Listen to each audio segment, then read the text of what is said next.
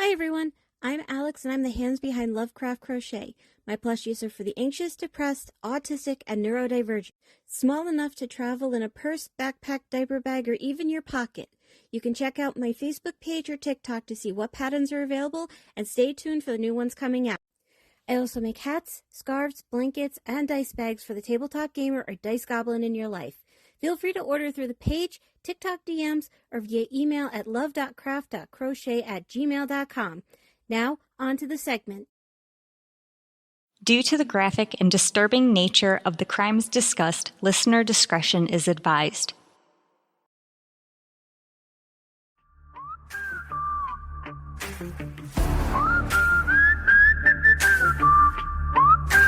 Killing 15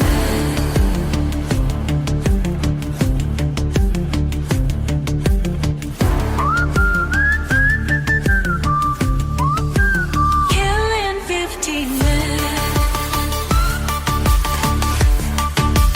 Killing 15 minutes.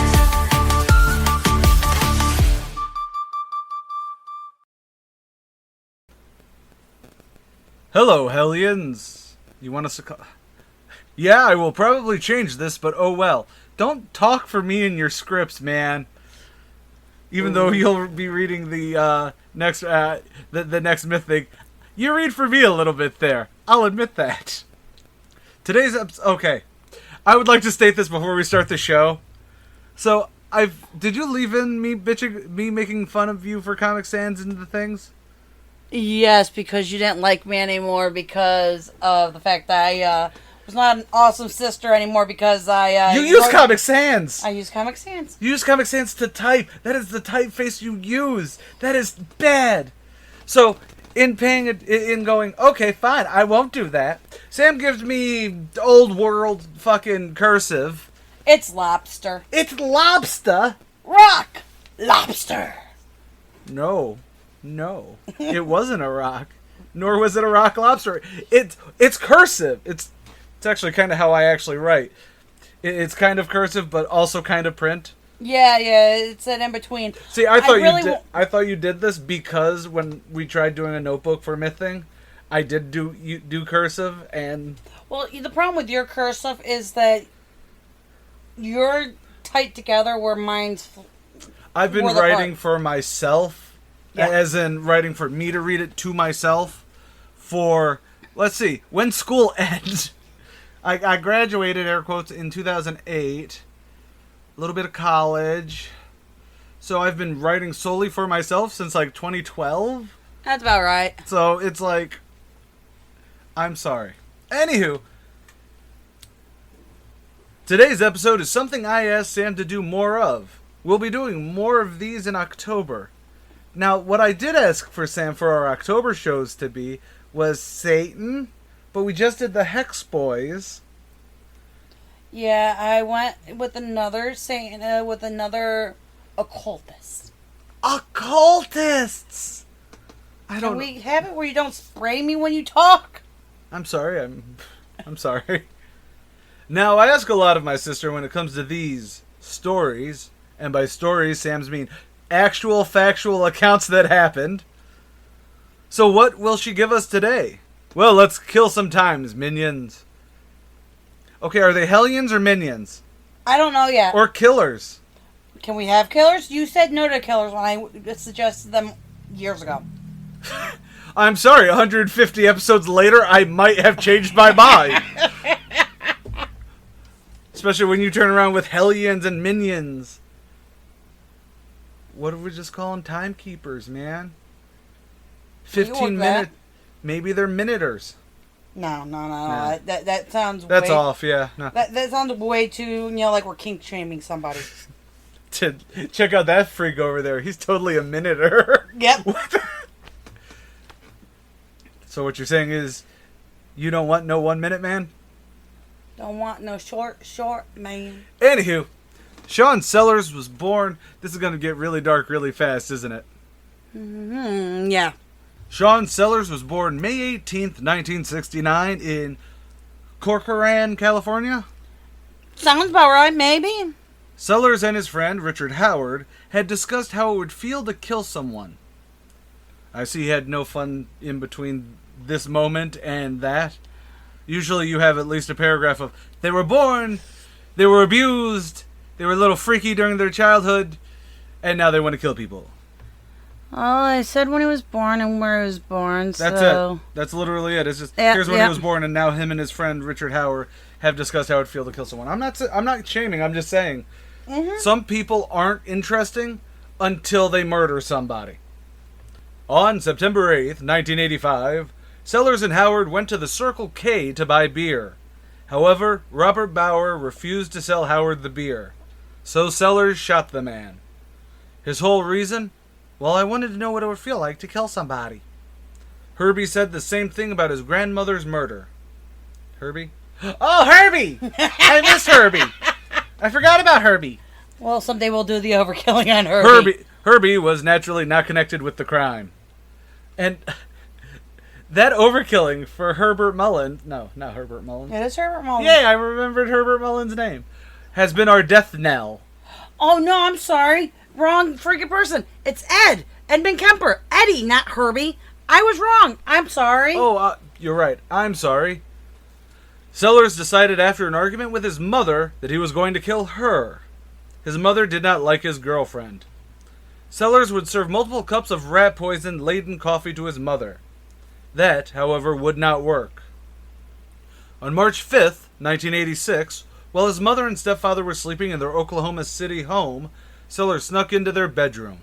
Wearing nothing but his tighty-whities to limit the blood splatter on himself, he used a .44 revolver to shoot his stepfather first, which woke his mother.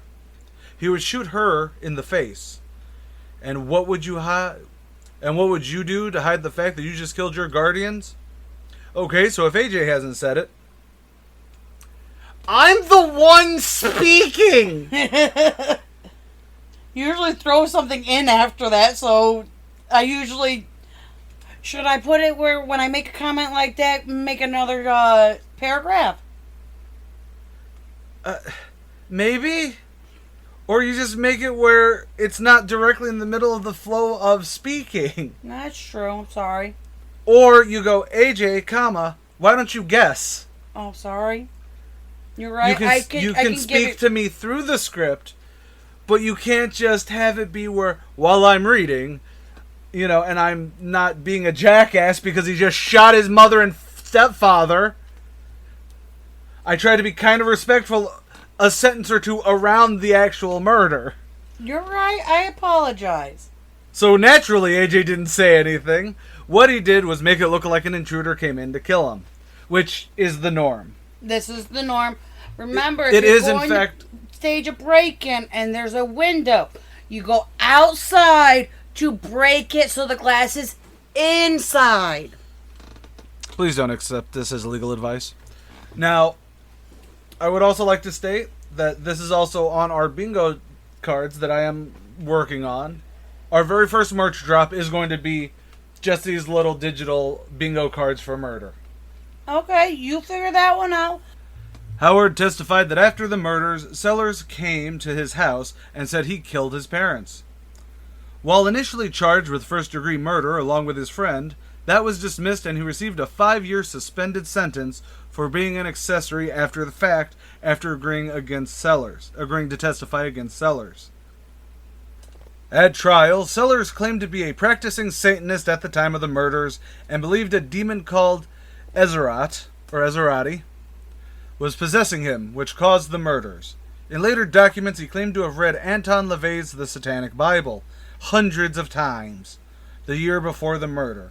In a confession letter written from prison, he reflected on this period in his life. I was very involved in Satanism. I truly thought it was an honest way to live, and the rituals of it would enable me to control my life. His attorney also argued Sellars was addicted to the game D&D. Fucking hell! Continue reading. His attorneys also argued Sellars was addicted to the game Dungeons & Dragons. And if you've listened to our Playing Over 15 minutes, you would know that D&D is not as bad as it's made out to be. Sam can argue how anything can be used as brainwashing tactics. Although, Sellars would later write that the game had no part in his crimes and that using my past as a common example of the effects of the game is either irrational or fanatical. which is very, very true. That's why we told you to continue reading, but I'm totally keeping that beginning in. The jury refused to consider either claim, and Sellars was found guilty of multiple homicide and sentenced to death in 1986. Remember, he was born in 1969. He was only 16 years old at the time of the murders. Based on Oklahoma... Well, that would explain why he has nothing interesting in his childhood for you to write about. Bingo. It was his childhood. He was 16 years old at the time of the murders. Based on Oklahoma law, the jury did not have the option for life imprisonment. That would change in 1987. One juror later said that the jury feared that Sellars would be paroled in 7 to 15 years, and that this prison term was not lengthy enough. This led to the jury to vote for the death penalty. Other jurors say that this was not the case and was not part of the deliberations. Now, I would actually say that I think that actually happens a lot in cases. I think they may not have actively said it, but subconsciously But it's like Hatch. Right. It's one of those things where it's like, you have it, you know, it's sort of like, I think we brought it up a few times, where death penalty should be on the table for most every felony, blanket murder, manslaughter sort of thing, because then there is a way to peel back. Yes. Whereas in this, if death penalty is the last resort, then you kind of have to go, hey, what about life imprisonment? Well, we can't do that. He's 16. Okay, what about, 50 years in jail? Well, he's 16. He's going to easily be able to turn around and be like, only get 7 to 15 years in prison. Right. You know what I mean? So it's going to turn into, shit, we have to use this kind of a deliberation. Right. Again, you're absolutely right. Maybe not on a, no one needs to state it out loud, but it is well, isn't that a bit excessive? Or is that not, is that a slap? It turns into, we don't want to give him a slap on the wrist. Right. And everything in between is kind of gated off because he's 16. Yes. And other variables, like Oklahoma's actual laws. I don't know them off the top of my head. So it's a kind of a, shit, we have to use the hard end because there's nothing really else. There was really nothing in the middle to say, this is what he needs to do. He needs to spend 25 years in jail. No parole. Before he can get an option for parole. Yeah. No, I totally agree. Anyways. During his time in jail, he explored other spiritual outlets, choosing to become a Christian. His friends started websites on his behalf. He also campaigned for clemency based on his conversion, age, and Satanism. Jesus fuck. While on death row, he made appearances on popular shows like Oprah and Geraldo.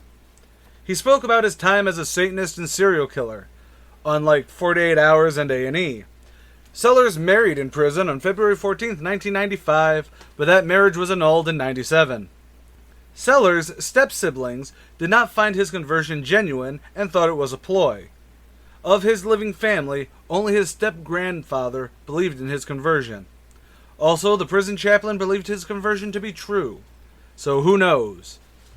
We talked about it before. Yep, we have. With, that would be, Carla Rae Jepsen. Yep. No, because she's the one who's saying, Call Me Maybe. Carla Rae. But that was the yeah. joke. But it was, anyways. But yeah, we talked about it there, where I do not like this conversion. It could again be how it's framed in just us summarizing, where it turns into, okay, I'm a Christian now. Please don't kill me. Okay. That's what it reads to me. That's what it read to me. But it also feels that way because he tried using Satanism. I use air quotes there because there's no real evidence of Satanism. There was no ritualistic to it at all. Yeah, it was not. It wasn't like what the hell was it? Jersey. I need a little bit more. Where there was most people were like, oh, they just staged it to look Satan-y, but it was like the ritualistic murder of a preteen or teen. That was the 18-year-old who killed the 17-year-old because the 17-year-old was flirting with with the 18-year-old's boyfriend. But they did this. But they tried to make it be about Satanism. Yes, they tried to make it look like Satanism. Whereas he didn't. It was like when people say, "Oh, the son of Sam was Satanist." He at least had some, There's no real proof that Satanism was involved in that at all. However, it fed into the Satanic Panic. It did. So this feels like he kept trying to find any scapegoat at the time, which is understandable. If they're like, we're gonna put you on death row, cool. I didn't do it. It was D&D's fault. It was Satan's fault. You know. Yeah. And now I'm a Christian, so you can't kill me. Whereas we get different people who, like with clemency, where it's like, or that ask for clemency, but they aren't the ones who ask for it. Like I believe it was Carly Rae. It was actually the chaplain and several other people who turned around. She did ask for clemency. She did, but this was like a decade later. No, it wasn't her. It was somebody else where they had. Anyways. Or they showed that they were converted and they showed actually remorse. For Carly, yeah. But that's sort of it, where it's like there is actually a show of it. It's not just, cool, can I get out now? Right.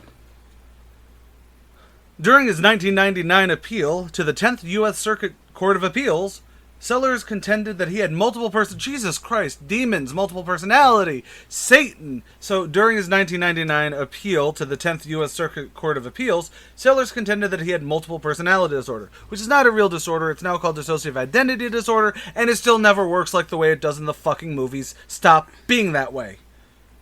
I'm sorry, it's okay. The court ruled that there wasn't enough uncontroverted evidence of his conversion or having multiple personality disorder. The judges concluded that while Sellars may have been insane at the time of the murders, it was too late to raise that on appeals. Human Rights censured the courts for upholding the sentence, even though there was evidence of mental illness. Was there, though? Well, he was 16 and killed 3 people, so there was something not right in his brain to begin with.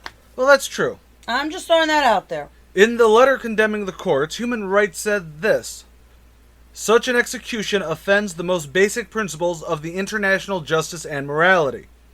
In its 1999 letter, supposedly, HR Watch observed also that since 1990, the only other countries known to have executed juvenile offenders besides the United States of America were Bangladesh, Iran, Iraq, Nigeria, Pakistan, Saudi Arabia, Sudan, and Yemen. Psychiatric experts scoffed at Sellars' claims, arguing that any true mental illness would have been diagnosed soon after Sellars' arrest, not 7 years later. Prison officials also cast doubt on Sellars' mental illness by saying they saw Sellars rehearsing the evidence of mental illness and receiving coaching from his attorneys. Sellars tried the insanity claim with the clemency, except the board would not hear anything from him. The board took the prison officials, the late diagnosis, and statements from Richard Howard about Sellars not having multiple personalities. The only thing that worried him was getting caught. All other appeals were exhausted. Many argued that it was wrong and unethical to execute someone that was under the age of 18 at the time of their crime. Sellars, however, was executed by lethal injection February 4th, 1999, at the Oklahoma State Penitentiary in McAlester, Oklahoma, at 12:17 a.m. His last meal was Chinese takeout, egg rolls, sweet and sour shrimp, and battered fried shrimp. In his final statements, he addressed those that hated him. All the people that are hating me right now and are waiting to see me die, when you wake up in the morning, you're not going to feel any different. You're going to hate me just as much tomorrow as tonight. When you wake up and nothing has changed inside, reach out to God and He will be there. Reach out to God and He will heal you. Let Him touch your heart. Don't hate all your lives. I love you all.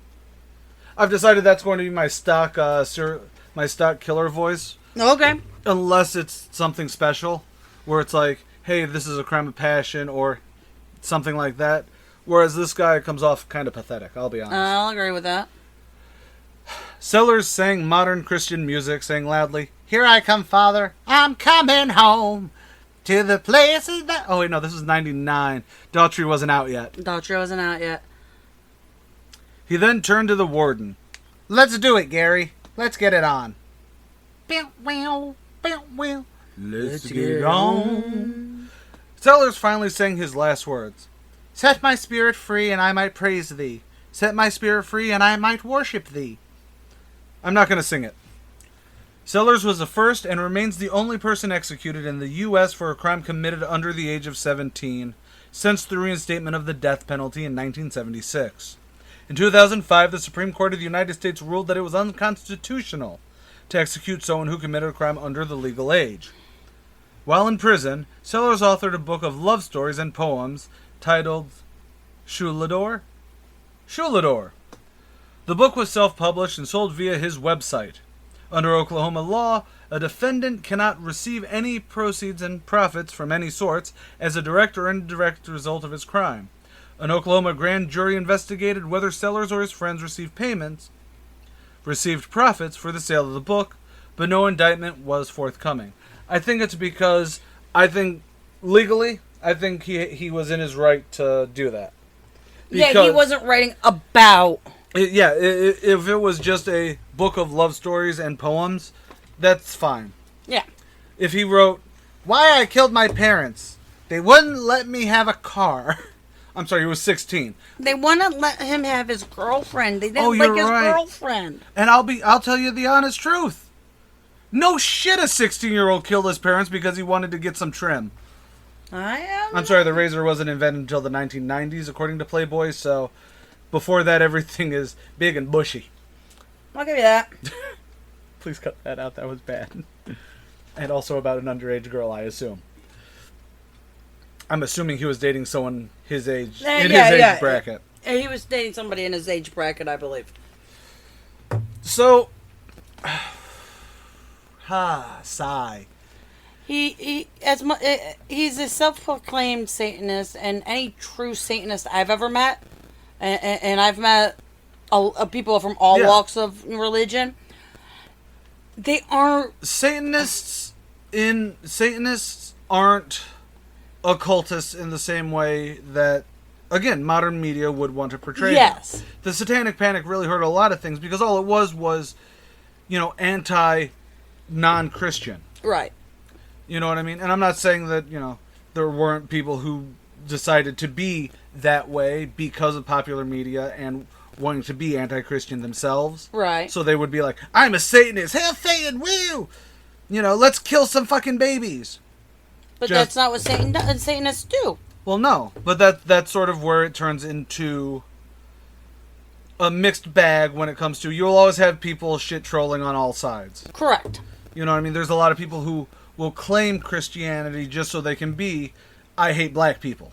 Right. The Bible says the whites are the master race, which is why I don't have a lower jaw no more and only 2 teeth. Because this is peak human right here. This is the holotype for humanity right here. A holotype is the paragon of a given species. Okay. Humans actually don't have one right now. But I think that's because I don't think any scientist wants to officially be like, you know who the fucking holotype, the peak, the perfect example of a human is? Because anyone you pick. Let's go back to the Neanderthals. They seem much safer than now. No, they didn't. Well, you know what? But anyways, point is that, you know what I mean? We can get into the Satanic Panic. We will get more into that when we have our Satan month in October. Yes. But I wanted to give the more modern. Right. No, this is actually great. Because again, around this time, maybe a little bit later, Yep. you have the Son of Sam. People were trying to use that as a Satanic Panic. You had a lot of... no, this happened in 85, bro. Oh, sorry. Well, he was executed in 99 because an underage, murderer, I think, should still be tried as, an adult, and I think the death penalty should be on the table still, dependent on his murder. Like the 18-year-old who killed the 12-year-old. Leopold. Oh no, Leopold and Loeb were. No, were they in their teens? I thought they were in their early 20s. It could be both. But do they belong on death row? Abso-fucking-lutely. Because it was not a crime of passion. Nope. He wanted to kill his parents. Yes. Okay? He wanted to. He did. It was premeditated. He stripped down to his tighty whities so there would be less blood splatter on him. You know what I mean? It was not. It wasn't even, I would say, a thought of insanity. It was he had the cognitive function to be, how do I, minimize my evidence? Right. It's sort of like, what was it? Who was it? I want to say it might have been the Red Ripper. Had his kill bag in his trunk. There was like a lot of people. I know there was, but one of the people we've covered before was like, it wasn't premeditated. You had knives, rope, tape, all this shit in your trunk. It was pre-fucking meditated. You know what I mean? We've had a lot of them, so I'm having a moment. But this might actually just turn into a two-parter. Do you want me to do it? Honestly, I think once we're done editing, maybe 5 minutes of it tops is going to be edited out. Because I think we actually did very well. But we'll see how the final edit goes. All right, so if you're listening to this and this part stayed in, it's a two-parter. If it didn't, we're ending this at 33 minutes. I'm Sam Rossi. I'm AJ Carey. Later, y'all.